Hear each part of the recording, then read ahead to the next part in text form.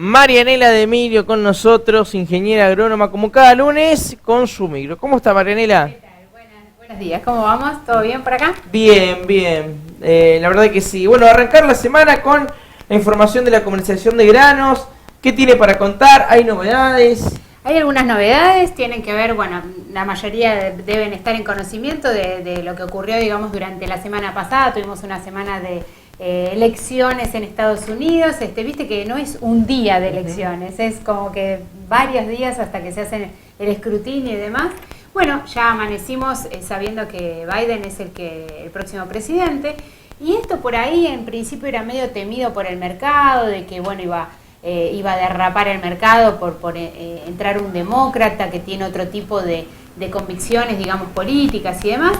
Pero bueno, la historia es que en Estados Unidos la institucionalidad es muy fuerte, el Senado es muy fuerte, y un presidente no es sencillamente que puede determinar y marcar la línea de todo un país, sino que va acompañado de la Cámara de Diputados y Senadores. En este caso, el Senado sigue en manos de los republicanos. Hay por allí alguna discusión que se va a resolver en enero porque hay un balotaje en uno de los estados de Estados Unidos, pero en sí los republicanos van a estar al mando, digamos, de la Cámara de Senadores, y entonces el presidente, siendo demócrata, hay una especie de equilibrio que el mercado lo percibió positivamente y amanecieron los mercados en alzas, digamos, como siguiendo una línea como venían, ¿no? Esto anecdóticamente, en realidad, para decir, en ese sentido, a nivel internacional, los mercados van a estar bien. Mañana sale un informe del Departamento de Agricultura de Estados Unidos, vamos a ver un poco más de stocks y demás, pero hoy vamos a venirnos un poquito más a casa, a lo que está ocurriendo en Argentina, y hablamos de cómo enfrentan los cultivos de verano esta niña que ya está planteada, digamos, en el escenario, a ver qué es lo que va a pasar. En principio vamos a hacer un repaso por unos mapitas que vamos a mostrar allí en la plaquita, en la primera plaquita. Vamos a ver el mapa de Argentina en los próximos 10 días y en el próximo trimestre. Lo que tenemos es que en los próximos 10 días se esperaría en la zona productiva del centro de Argentina unas precipitaciones que pueden ir entre 10 y 40 milímetros, ¿sí? Nosotros estamos viendo un azulito más intenso en la parte donde está cerca de nuestra localidad. Bueno, allí es la menor precipitación, o sea, lamentablemente nuestra zona no estaría los próximos 10 días recibiendo demasiadas precipitaciones, más de 10, 15 milímetros, ¿sí? El mapa que ustedes tienen allí a su derecha es el del pronóstico trimestral. ¿Qué es lo que nos cuenta? La probabilidad que hay de que las lluvias sean inferiores a lo normal. Estamos viendo Santa Fe, Córdoba, Entre Ríos, el norte de San Luis, con un color marroncito naranja más intenso. Esto quiere decir que más del 50% de probabilidades de que las lluvias sean menor a lo normal. Claro, está planteado de aquí a enero prácticamente una etapa de lluvias menores a lo normal. No quiero nombrar la palabra que no nos gusta a ninguno, así que bueno, vamos a ver cómo se plantea la distribución de estas lluvias, y en base a eso hubo una gestión agronómica en la zona que generó cambios de decisiones en cuanto a los cultivos. Por un lado, fechas de siembra, retrasando lo más posible las fechas de siembra para evitar que la floración caiga en momentos complicados sin lluvia, pero por otro lado también hubieron cambios de cultivos. Vamos a pasar a la segunda plaquita. Tenemos acá, ¿qué pasó? Estuvimos cambiando, ¿sí? De la rotación trigo-soja se pasó mucho a maíz temprano. Decimos, no hacemos un trigo, directamente dejamos las reservas que tenemos sin ningún cultivo de invierno y nos vamos a un maíz temprano, que de alguna manera es una alternativa comercial interesante porque cae en abril la cosecha y tenemos buenos precios. ¿Qué pasa? Aquellos lotes donde no hay reservas de humedad y donde no tiene suficiente para un maíz temprano, directamente pasa a maíz tardío. Esto lo podemos ver porque la siembra de maíz ya comenzó hace rato, sin embargo lleva un retraso del 12% respecto al año pasado igual fecha. O sea, el año pasado el avance era de un 12% más de superficie y este año está retrasada. En cuanto a los lotes que vienen complicados, tanto para soja como para maíz, se eligió mucho la alternativa sorgo.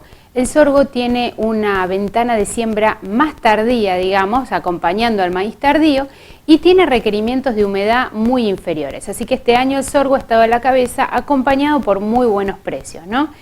Luego, en cuanto a soja, bueno, algunos lotes de soja también, sobre todo en la zona de Buquet, de Zaira, han sido reemplazados por girasol. Se ha visto mayor siembra de girasol respecto al año pasado y años anteriores.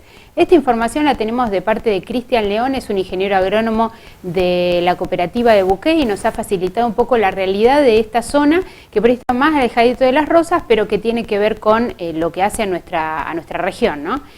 Por otro lado, lo que tenemos es que en general hay un recorte de superficie de 200.000 hectáreas menos de maíz, 200.000 hectáreas menos de soja y 200.000 hectáreas menos de girasol a nivel país, y 100.000 hectáreas más de sorgo. O sea que vamos a tener una superficie de 500.000 hectáreas menos de siembra de estos cultivos de verano. ¿Qué significan? Por ahora, con las proyecciones de rendimientos que tenemos, menores rendimientos a lo normal, tenemos un recorte de 8,6 más o menos millones de toneladas respecto al año pasado. Para ser claros, tenemos en general una cosecha de 90 y pico de millones de toneladas en cultivos de verano, y este año vamos a tener este recorte de 8,6 millones de toneladas. Es una cantidad importante, que son divisas que tampoco van a estar entrando al país, así que a tener esto bien en cuenta. Pasemos a la siguiente plaquita, no sé si es la última, pero es para explicar un poco qué es lo que pasa. Bien, me falta, ahí no salió la foto de soja y de girasol, pero yo me lo acuerdo de memoria, así que no se preocupen. La primera columna de porcentajes que ustedes ven es de soja y la segunda es de maíz. ¿Qué es lo que les cuento ahí? La proporción en la que Estados Unidos, Brasil y Argentina participan en el mundo proveyendo de soja en la primera columna y de maíz en la segunda. Entonces Argentina provee el 15% de soja que se produce en el mundo, pero cuando vamos a exportaciones provee el 3,5% de las exportaciones de soja. ¿Qué quiere decir esto? No es tan importante Argentina en exportación de soja como grano, sí como harina, ¿sí? En cuanto a maíz, Argentina provee el 4% del maíz que se produce en el mundo y el 18% de las exportaciones de todo el volumen de maíz que se exporta en el mundo.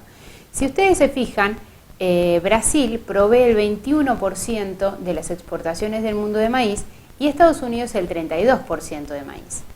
En cuanto a soja, Brasil provee el 50% de las exportaciones y Estados Unidos el 36% de exportaciones. Fíjense que es mucho más la proporción que aporta Estados Unidos y Brasil respecto a Argentina. ¿Qué quiere decir? Que si tenemos un problema climático en Argentina, probablemente afecte en el mercado internacional de granos con suba de precios, pero en el corto plazo, no en el mediano plazo. ¿Por qué? Porque Brasil sale al cruce con una gran cantidad de volumen, aunque por ahora todavía estamos con un poco de problemas en la zona sur de Brasil y en la zona del Mato Grosso. Así que si el problema climático también se extiende a Brasil, ahí sí podemos tener precios sostenidos a la suba. Vamos a la última plaquita para poder ver el tema precios, que tiene que ver con qué ocurrió este año en cuanto al rango de precios que tuvimos en soja, maíz, sorgo y girasol a nivel local, ¿sí? Tuvimos, fíjense ustedes, el recorrido de los precios. Soja, 200 a 340 dólares la tonelada en la pizarra de Rosario. Fíjense la fluctuación de precios. En maíz, de 115 a 200 dólares la tonelada. El sorgo fluctuó entre 125 y 155 dólares la tonelada. Hoy el sorgo está casi en 200 dólares, ¿sí? Solamente que no se está comercializando demasiado porque ya no queda. En cuanto a girasol, tuvimos fluctuaciones de 230 a 250 dólares y hoy en el puerto de Quequén está a 300 dólares la tonelada, ¿sí? Entonces, ¿qué podemos decir con esta fluctuación de precios? Podemos decir que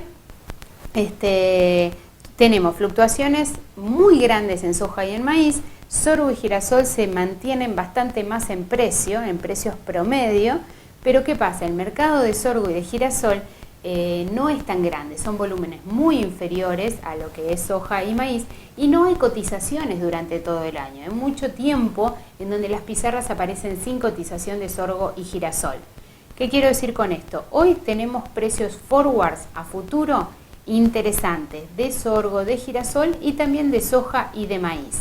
Teniendo en cuenta que no estamos muy seguros que estos precios futuros se mantengan y hay siempre un juego de oferta y demanda que puede hacer que a la cosecha bajen, entonces estamos en un año muy importante para usar herramientas comerciales, poner pisos lo más alto que podamos con herramientas como los PUT que me permiten asegurar un piso alto y luego quedar abierto a subas. Y en cuanto a girasol y sorgo, bueno, considerar la venta futura de esto sobre un porcentaje que el clima me permita asegurar, un 30% de la futura cosecha, un 40%, para tener buenos precios a cosecha. Bueno, esto ampliando un poco los cultivos de verano y agradeciendo ahí a Cristian que nos facilitó información local. Nos estaremos viendo la semana que viene con información sobre internacional, más bien sobre granos, y bueno, por ahora sí prestar atención a las herramientas comerciales para asegurar pisos altos de precios en este momento. Marianela, gracias. A ustedes. Nos vamos a la pausa y ya volvemos.